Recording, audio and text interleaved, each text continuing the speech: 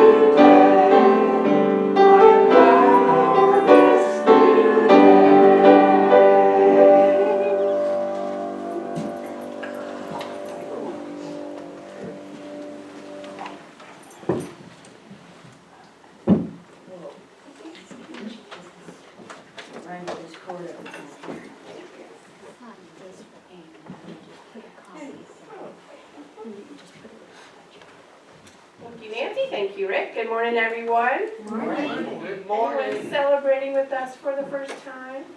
Always good to see friends. If you'll take a moment and either turn off your cell phone or put it on silent.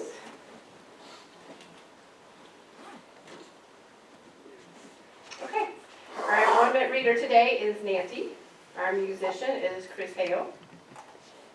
Our accompanist is Rick. And our speaker is Maurita. Okay, Nancy.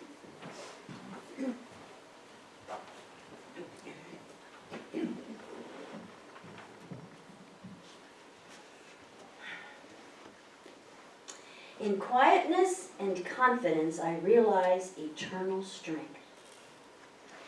I meditate upon this statement until I feel mental peace and bodily freedom.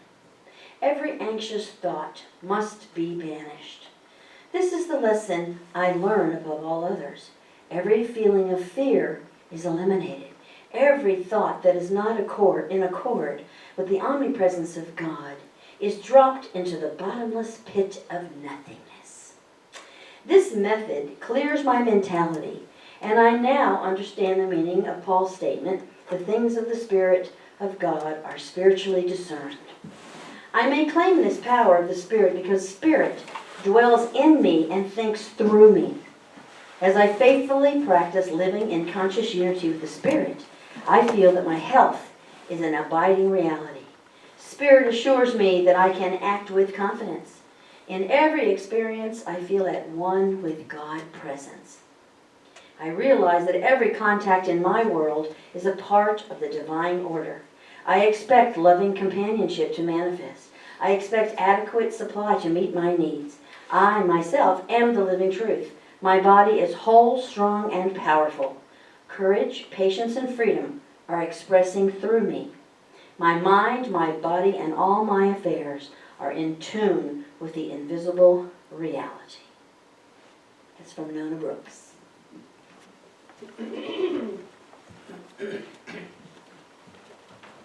Thank you, Nancy. Okay, our first hymn is number 5. Holy, holy, holy God Almighty. We will sing verses 1, 2, and 4. So we're skipping number 3. Just verses 1, 2, and 4. Number 5. Please stand as you are able.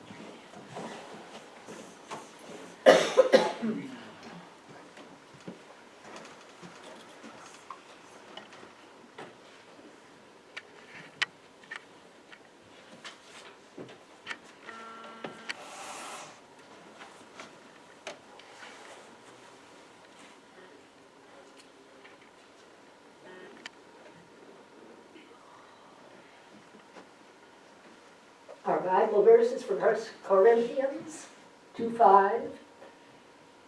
Your faith should not stand in the wisdom of men, but in the power of God. Form the habit of thinking of experiences in life as discipline rather than trouble. I'm sorry, I turned to the wrong page. I'll take it all back, and we're going to read from Psalms this time. What is man that thou art mindful of him? This is much more apropos. Moral, intellectual, and spiritual strength come to us through right self-identification. The question that confronts all of us is, how do I identify myself? Who am I? What am I? Even considering him just as a human being, man is a most unusual creature, wonderfully made. It's obvious that he's no frail leaf on the tree of life. He's not only an observer of life, he is a life in expression. Thousands of years ago, a mystic asked, what is man that thou art mindful of him, and the Son of Man that thou visitest him? For thou hast made him a little lower than the angels, and hast crowned him with glory and honor. In other words, this man that God brought forth as life individualized has dominion and power, because man is the outpressing, the expression of divine being. He has lordship because this quality of dominion is built into the very constitution of his being. This is the answer to his question as to who he is and what he is. In quietness and confidence, I contemplate my marvelous heritage as the child of the Most High. With gratitude, I go forth into my world knowing that together with my Father, I am the master of every situation that confronts me. We thank you, beloved Father, Mother, friend, companion, for always being with us. Shall we say our divine science statement of being together? God is all, both invisible and visible. One presence, one mind, one power is all. This one that is all is perfect life, perfect love, and perfect substance. I am the individualized expression of God, and am ever one with this perfect life, perfect love, and perfect substance.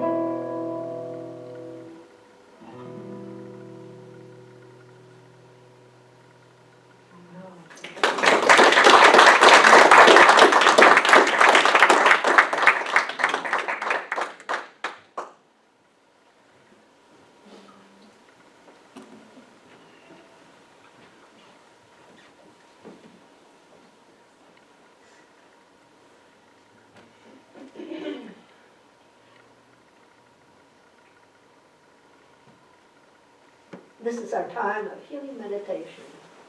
This is a time when we get still and remind ourselves of who and what we really are. Not just this outer shell, this wonderful, amazing physical body in which we experience life. But we remember that there is a dimension of us that is infinitely greater, wiser, more in tune with reality, and that's with a capital R, than just our conscious mind. And this is the time in our series of events through a Sunday morning service when we still ourselves and remind ourselves of what is eternal about us, where our greater strength, wisdom, understanding, peace, love, and truth are. Not always with the conscious mind at all. It's so busy with the events of life, the responsibilities, the to-do list, the things that have to be accomplished in the course of a day. What we turn to is what we wish to accomplish in the course of a lifetime. For we are here for a purpose. We are here to learn and to love. Life is a school, an opportunity for myriad experiences. And we meet these experiences in the very best way we can when we bring God into every experience. For He is there. He is omnipresent. What a blessing to know that. And what a blessing to know that if we can bring love into that experience, the very best possible outcome, the most fulfilling, healing, blessing comes forth. Love and God are synonymous. Love and God always fulfill and get the most out of any day, any interaction, any task, any challenge. How wonderful to know that. How wonderful to be able to dwell in that truth. For it is eternal truth. Corroborated in all the great mystic teachings of the world,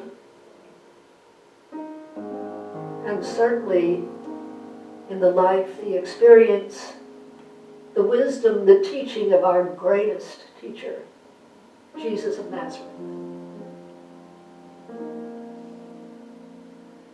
This day, as we go into our meditative state, our time of silence this morning, not only do we take with us love, but we take with us many others and that love. We take within our minds the people who are close, family, friends, and those people who are acquaintances, We hold all those, not one by one, but collectively. We include all the people who are on our Valley Community prayer list today, and especially our dear friend Anne. We include just a circle of acquaintances or people we work with or we see on a fairly regular basis. And we include the people of our city, our state, our nation. How can we do that? How can we include all of that? Well, we can't, but God can and does. And so we simply know the truth that that thought of love spreads and expands farther and farther. It surrounds the world with all the challenges and the misery, the triumph, the beauty, and the ugliness of our lovely planet. We focus especially on the leadership of all the countries around the world, including, of course, our own. And affirm no that God is influencing them, each and all, in a way that blesses the most number of people.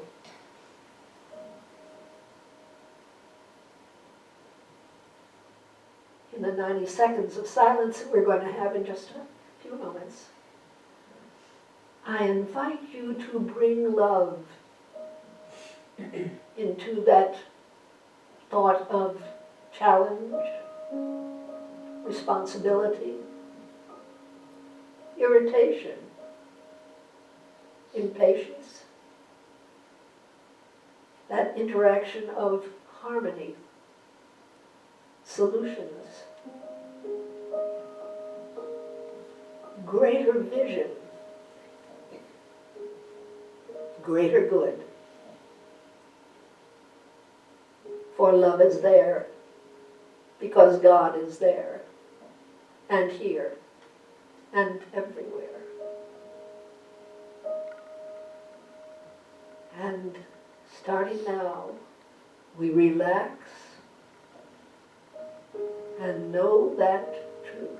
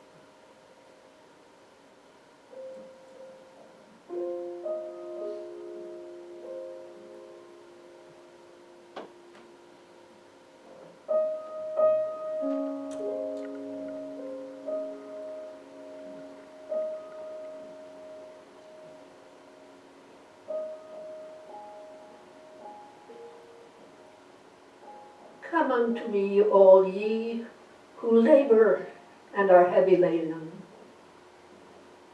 And we all labor at certain things. And indeed, it can become a burden, heavy on our shoulders, our mental and emotional shoulders. And right now, we release that burden to love, to God, to an expectation of all the blessings that love and an omnipresent father, mother, friend, companion, problem solver that is with us always. We release it, knowing that there are solutions that are positive, bless all, and we release any tension that we might have about it. Oh, how we thank you. We bring thanks to you, beloved Father and Mother. We bring thanks to you not once a day, but many times a day, because the blessings are ongoing, taken for granted many times. But all good comes through you. And we acknowledge it and rejoice in it. Give thanks for it. And all is well. Amen.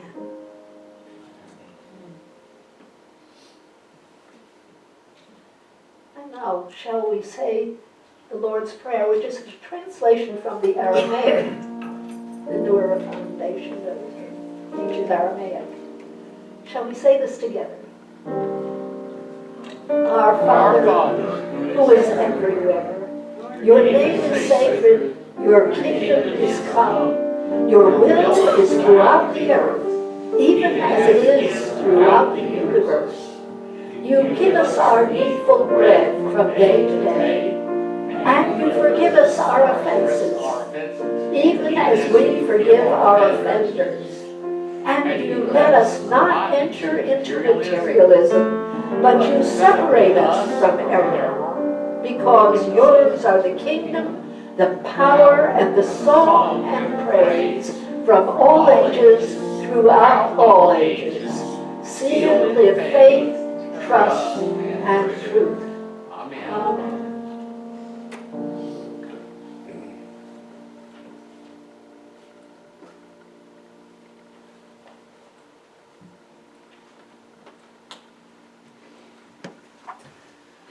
Well, this morning I'm going to be speaking about how do we see ourselves? How we see ourselves, really, I think, mentally, certainly, is one of the most consequential factors in our lives. How we see ourselves isn't just limited to our height and our weight and hair color and so forth. It includes whether we see ourselves as attractive people, whether other people see us as attractive or not. What we think about ourselves includes a huge number of things that we've learned about ourselves, both from our experiences and also, and most especially, what we've internalized from the judgment of other people. If someone has been critical or unsupportive around us, if friends are, for instance, our parents, other close family members have been critical of us.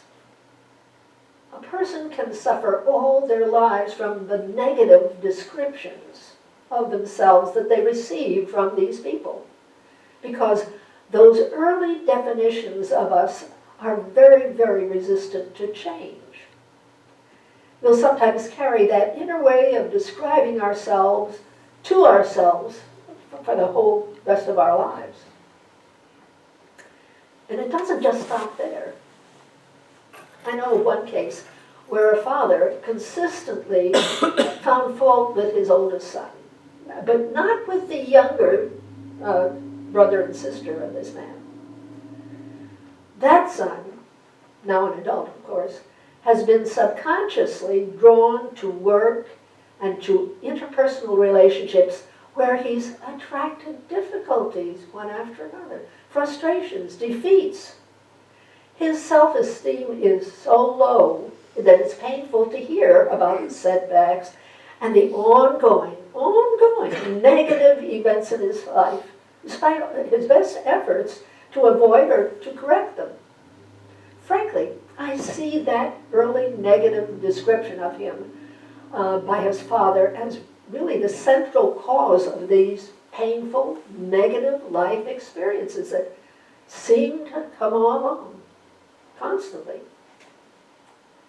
I'm sure that untold numbers of other people have had similar early experiences, but perhaps they didn't have the good fortune to have had an authority figure in their lives that saw the good within them, saw the potential, the strengths within them, and told them about it.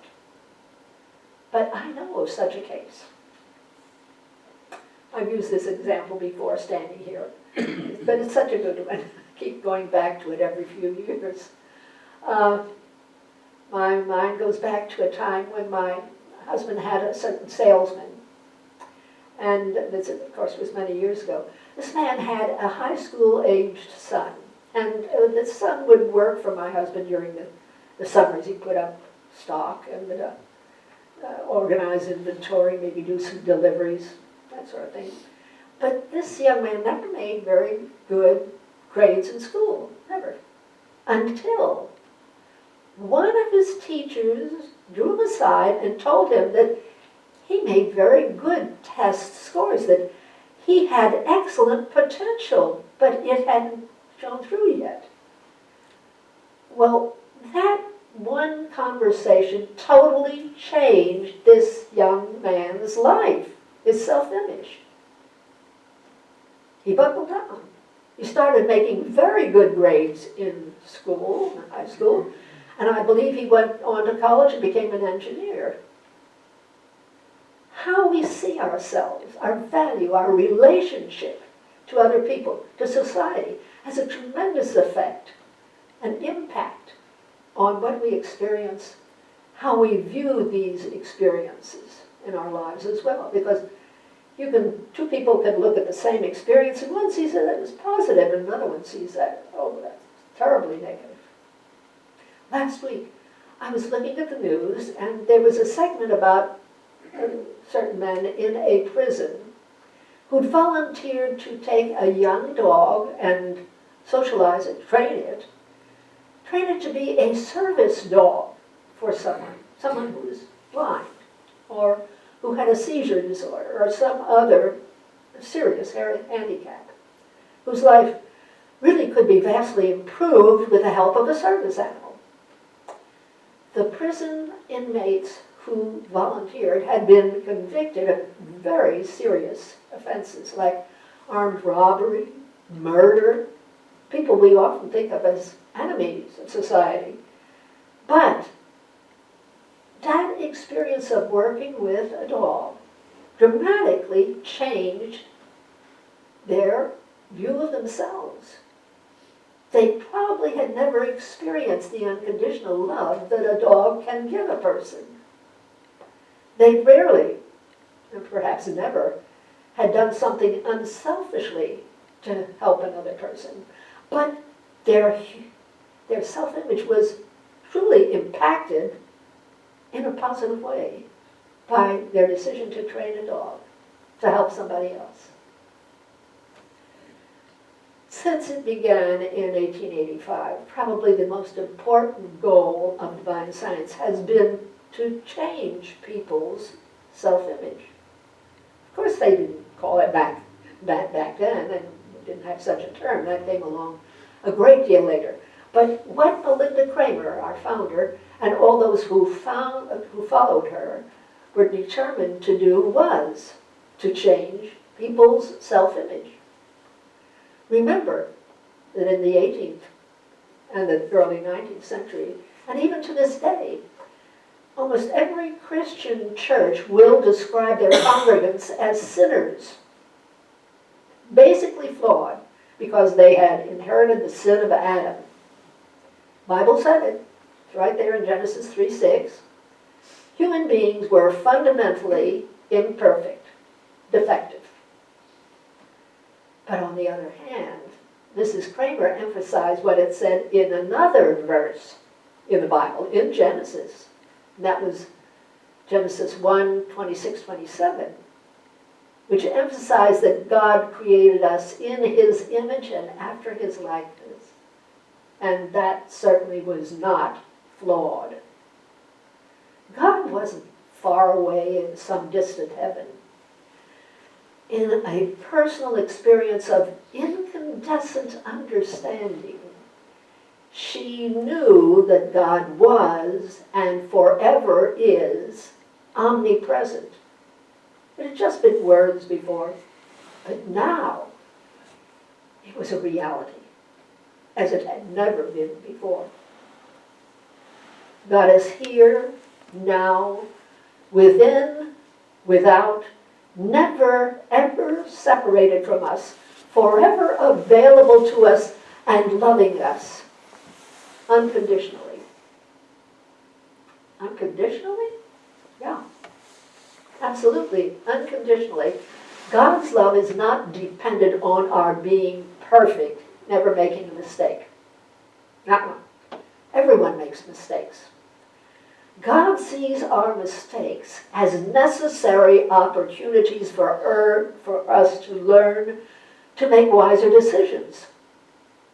Only with the effect of a mistake on our lives do we see the importance of wise decisions. God never judges us. Others might judge us. We often judge ourselves, and very harshly often. But God never judges us. We are not sinners. We are indomitable, incomparable, immortal souls created by and forever one with a universal consciousness and unlimited love. Now, after her healing, but before she started her magazine, which was called Harmony, and before she began the many lecture tours around our country, Melinda's earliest work actually was taken up pretty exclusively with healing other people. That healing work, of course, included changing the self-image of the people who contacted her for help. They were worthy. They were beloved children of God whom God wanted to express unlimited life, which means resounding good health, not illness. Melinda did this healing work in exactly the same way that she approached her own healing, which was a complete healing from being an invalid for almost 25 years. And that way was to affirm profusely, and that's her adjective, profusely to affirm, to believe, to know that the omnipresent God filled her. It filled everything. And of course, it was filling the person to be healed. She knew that everyone was embraced with the omnipresence of the all-good. That's her sentence. We are all embraced by the omnipresence of the all-good. Healing was just bringing forth this real state of our being. Illness was not the real state. It was so important, of course, for people to begin to shed their old limiting beliefs that this illness was incurable. They were going to be stuck with it the rest of their lives. But when doubt in the old beliefs was cultivated, followed by a dawning realization that health was absolutely a real possibility, so many people were dramatically and permanently healed. She said this: "Shrink not from identifying yourself with God in which we live. For this is the truth that frees you from limitations and suffering. Identifying yourself with God frees you from limitations and suffering. Isn't that changing your self-image? Absolutely. The Christ within, our soul nature, is a full expression of the nature of God. Christ wasn't just Jesus' last name, as I thought for so many years. Christ is a title, and it means the Son of the King. The Son is the one who inherits all that the King is and all that he possesses. When we identify ourselves as God's child, the Christ within, the child of the King of the universe, we become heir to all that God is. We start expressing it more. We already have that full potential of all his qualities. You've been given it from time immemorial. Life, wisdom, power, knowledge, all goodness, understanding, joy, and especially love.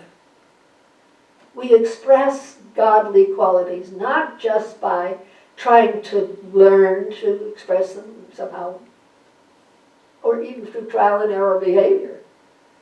We express these godly qualities within us, already there, by allowing them expression.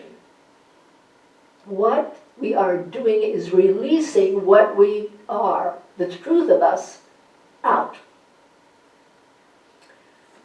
Nona Brooks, who was the successor of Melinda Kramer after Melinda's death. Nona Brooks, we're told, used to ride her bicycle from her home to her church office because it was so close by. Along the way, what she would do would practice expressing one of God's and her spiritual attributes.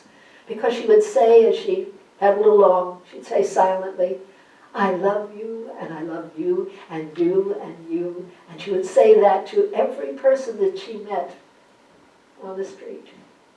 Now, that's one way to express what you are spiritually, the truth of you. Last year, Amy Jo, who is helping us do this today, told me a very interesting story. You know, many of us do, that we collect helpful things for her to take to her school because there are a number of students at that school that are having, well, they have some serious needs. And I believe someone from the church, I don't know whether it was Martha, you originally brought some bracelets to the church? Yes. Well, Martha brought a number of bracelets to Amy Jo to take to her school. And each of these bracelets had a short positive statement on it, like, you are amazing, you can do anything, you rock. And another bracelet said, never, never give up. And still another one said, you are braver than you believe, stronger than you seem, and smarter than you think. What wonderful messages. Wonderful. Apparently there was a girl at Amy's school who was always angry and combative with other people because there were some serious negative things going on in the family. And one of the teachers gave that girl one of these bracelets. But we don't know which it was. We don't know what the message was. Perhaps it was, you are loved, you are valued, you are beautiful. Or maybe it was, let your light shine. Whatever it was, it changed her. It changed her. She became much more mellow and relaxed and apparently far less combative with other people. We don't know what happened to her. But at least during that time in her life when apparently there were so many problems, It was a light that allowed her to walk in sunshine, at least for a period of time. I was talking to Martha about this, and she, to my amazement, ordered 36 of these bracelets, and they were delivered yesterday, believe it or not. And she suggested that we pass these bracelets around and invite the congregation to each take one of them. And what's left over, Amy's going to take to her school for the students there. I want to give this lovely, generous lady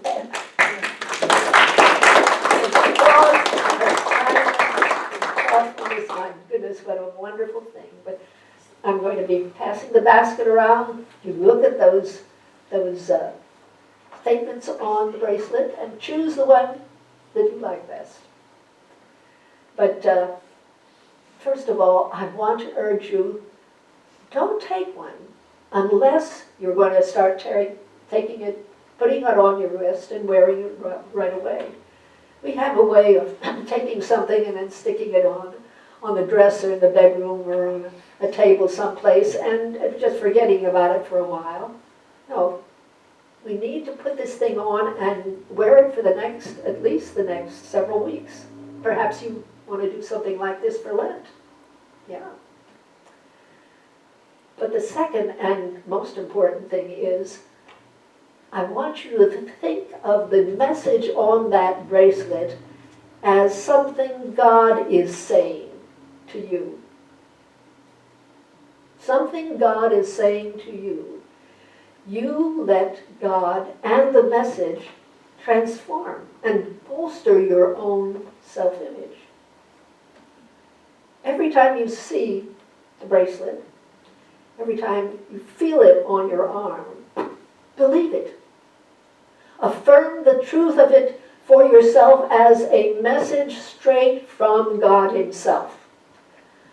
Align the way you think of yourself with the spiritual truth of yourself, the image of God, possessing these qualities that are longing to be expressed, that make you happier and healthier when you express them.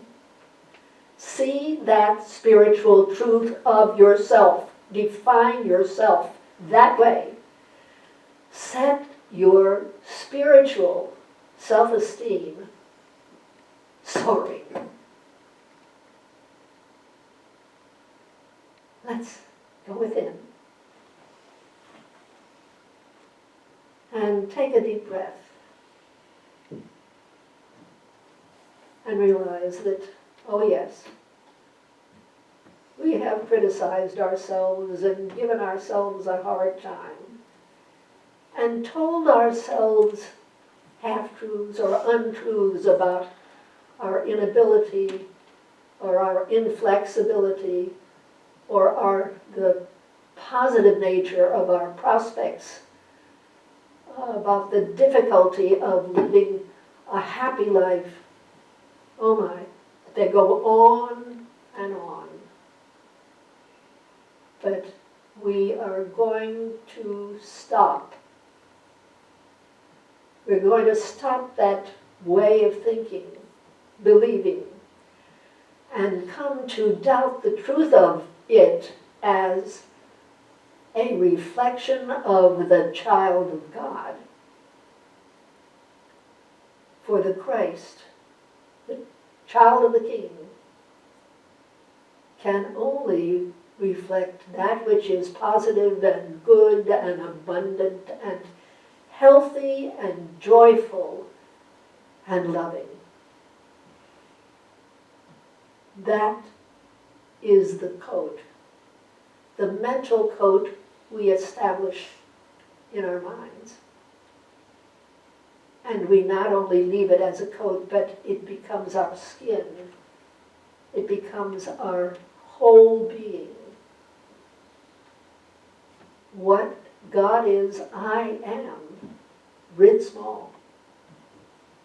I am His image. And thank you, oh thank you, beloved Father, Mother, friend, companion. thank you forever. Amen. Amen.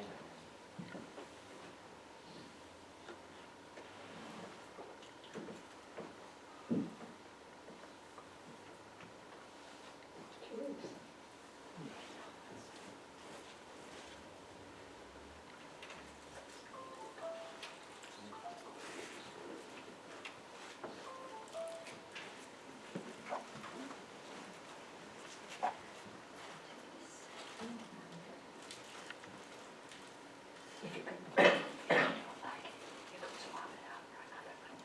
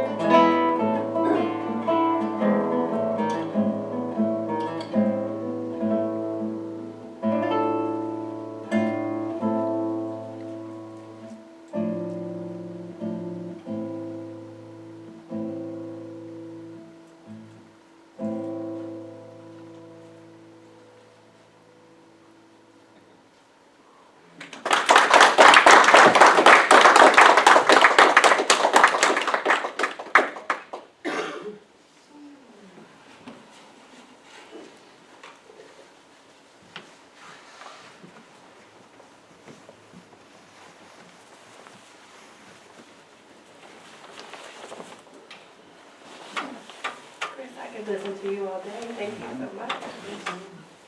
Maurita, thank you for another powerful message. Yeah. Okay, now it's time for the blessing of our gifts.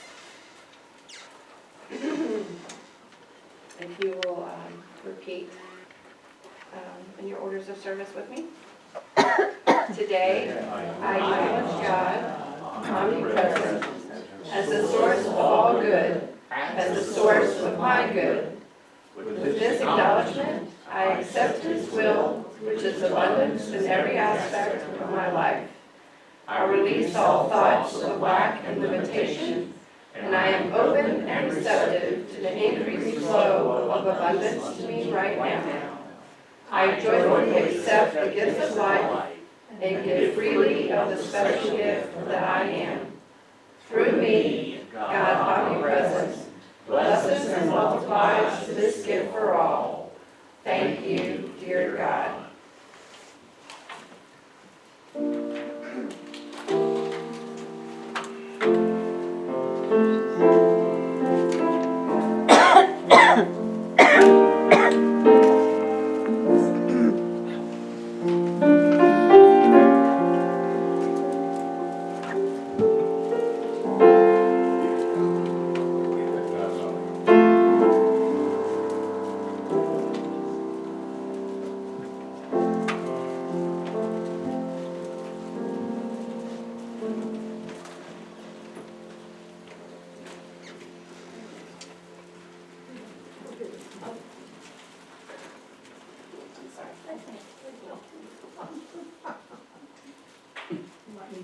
Yeah, go ahead, go ahead. Do yourselves a favor.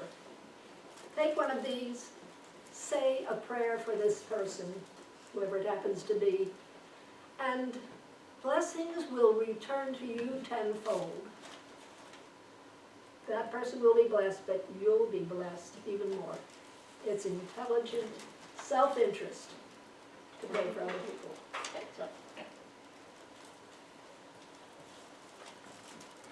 Thank you, Maurita. Thank you, Chris. Can we hire you just to play all day? Yes, it's just great. So, thank you for being here. The flowers today are sponsored by Martha, and she wants them to go to Ann, so we'll take them to her. Somebody will take them to her after church today. So I know that there are several people said they were going down there, so thank you for that. There's still a few places on the flower calendar that need to be filled in, so if you're willing to put out $20 and buy flowers for yourself if you want to, that's okay too. So we appreciate that. And for Ann, as most of you know, she had her surgery Friday. She is doing well, considering all in all. I went to see her yesterday, and she was still groggy and still in some pain, but Bob texted me this morning, and the therapist were in with her, and so I'll know more when I get there today or when I talk to Bob. But hopefully, the plans are for her to go home tomorrow unless that has changed. They don't keep you very long, you know. So anyhow, but she's got a recovery coming up, so and I know she'll appreciate all the calls and cards and visits that she can get. And speaking of cards, I have a card back there. If you haven't signed it, please do so. And also, there's a sheet of paper that Bob asked us to write a little message on there. He's going to make her some kind of mug with this sheet of paper. So, you know, he's very talented ones with the craft. So, if you haven't signed that piece of paper, please do so.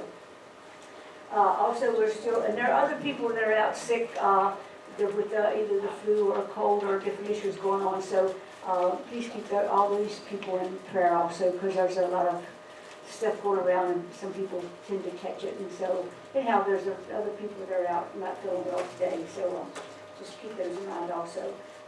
We're still collecting change for the church. That's an ongoing thing. That's something we do to help with finances around here. And then later on this spring, we're going to start having some more fundraisers to, our goal is to maybe get some new carpet for in here to finish up the sanctuary part of the things we wanted to do. So anyhow, that's one of the goals, and we'll have some other things going on. But anyhow, we collect all the change, so throw it in there, and we'll take whatever it is. Laura's back there shaking her head. And again, I hope everybody's enjoying the chairs, because you all did a great job with collecting money, raising money for the chairs. And so People have asked me too, they said, yeah, we haven't had any dinners out lately, so anyhow, I hesitate to do anything during January and February because you never know what the weather's gonna be. In the past, we've scheduled things and then had to cancel them. So I'm gonna look at the calendar, I'm thinking maybe we might try to go out on the last Saturday of this month, which is, I think is leap year, which is the 29th. So, well, I'll check the calendar, make sure, but I'll let you know for sure, so, and we'll say that it's springtime this year, so we won't have to cancel, so there you go. Also, I just kind of wanted, I know in advance of some changes for next week on the orders of service, so since I know in advance, I will let you know. Doug will be speaking instead of Melanie, and Bill Hoffman will be playing instead of Kathy and Mo, so I know that in advance, so I'll let people like to know sometimes, so since I know ahead of time, I'll let you know. Okay, anybody else got anything? Maurita? I do. Okay. For those of you who might be interested in journaling, the class is Tuesday. It's open to sit in on or to be a part of. However, this Tuesday I've got to go. I've got to leave after work and take care of my mom. So there's only one person in our core group here, but if they want to meet, they can, because it's kind of informal. But I just want to remind you that that's there. However, I will not be here this Tuesday. Okay, well, check with the rest of it. If you're not going to have it at all, I'll make a one call on it so Okay. people will know that there won't be anything going on. So, and the last, usually we have something going on Thursdays. We haven't had anything the last 2 or 3 Thursdays because of the weather. And then we had crafts, where Jane is in charge of that, and we didn't do that. And this week was actually a free Thursday, and we're not doing anything again. But the last Thursday, we still have the healing circle, which will be not this Thursday, the following Thursday. We're coming up in March and April, we're going to do something different on a Thursday. For those of you that were here last week, Joy was talking about the singing circle that she does on Saturdays once a month at one of the other churches, so she's going to do it here on Thursday night. I've got the dates coming up in March and April, so we're going to try that. And that should be a fun thing to do. So even for us that can't sing, Nancy, she told me I could sing, so I'm just telling you. So anyhow, so we're looking forward to doing that. And if anything else that you all would like to try or do, please let me know. So people are always interested in doing new things. And one thing I did want to mention that we started a walking group. I don't know, it's been a year and a half or maybe 2 years now. Started on Saturday mornings, and some of us have not been able to be there because of other commitments, but there have been 3 people that have been constant in this walking group, and that's been Doug and Bob Brooks and Bob Dieter. And Bob Brooks, again, I want to just say how much I'm proud of him because he has lost some more weight. He had on a sweater this morning. I said, I like that sweater. I haven't been able to get into it before. So anyhow, Bob, we're very proud of you. He's been constant at this. And this time last year, I think it was, that you were in the hospital with your leg. And so when he got better, he just went right back to his walking. And so he has lost weight, and he's continued to do so. And so there's an example of, what you can do. So we're very proud of you, Bob. And, I think I lost a few pounds. well, I was getting ready to say, because he cut off his hair too, his ponytail, so he lost a little bit there. So. And so anyhow, but we are very proud of him. And all 3 of the kids continue to walk. I mean, even when it's cold weather, they get out there and walk. So very grateful for that. So Jan, yes. how does everybody feel about adult coloring books? They're a craze right now, Yes. and I was gifted over the holiday season with one. I'm not interested and can't possibly use it Okay. anymore. Well, we actually did that. We actually did some coloring in one of the craft shows, the classes. With the absence of Ann, I was thinking that maybe one of the Thursday nights you could have a. Okay. I don't want to supervise it, but I mean. Well, we can do it. Yeah, we did that one, and we all really enjoyed it. So that would be nice. Okay. All right. Okay. Anybody else? And Jane, it's good to see you here this morning. It's always good to see you. Great So. to be here. All right, then let's get on with it.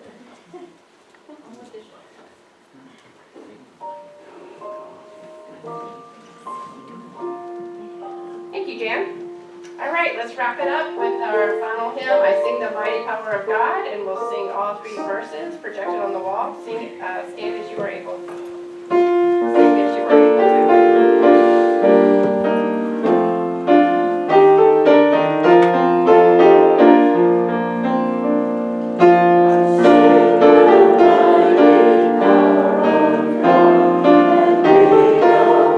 Mountains rise.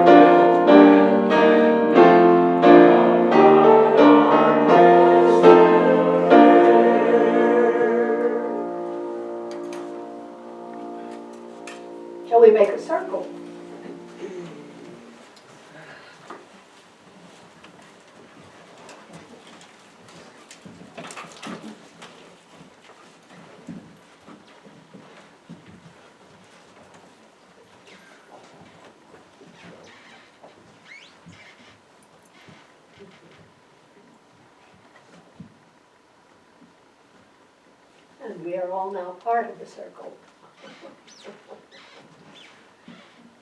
Part of a circle that understands that our self-image must include the eternal, the most powerful, the most loving and beautiful part of ourselves, the part that is the image of God.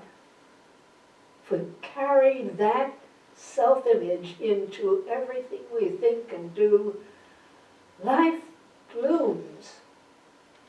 Our health springs forth. Other things in our lives are harmonized and healed. And for this knowledge, beloved Father, we give deepest thanks. Amen.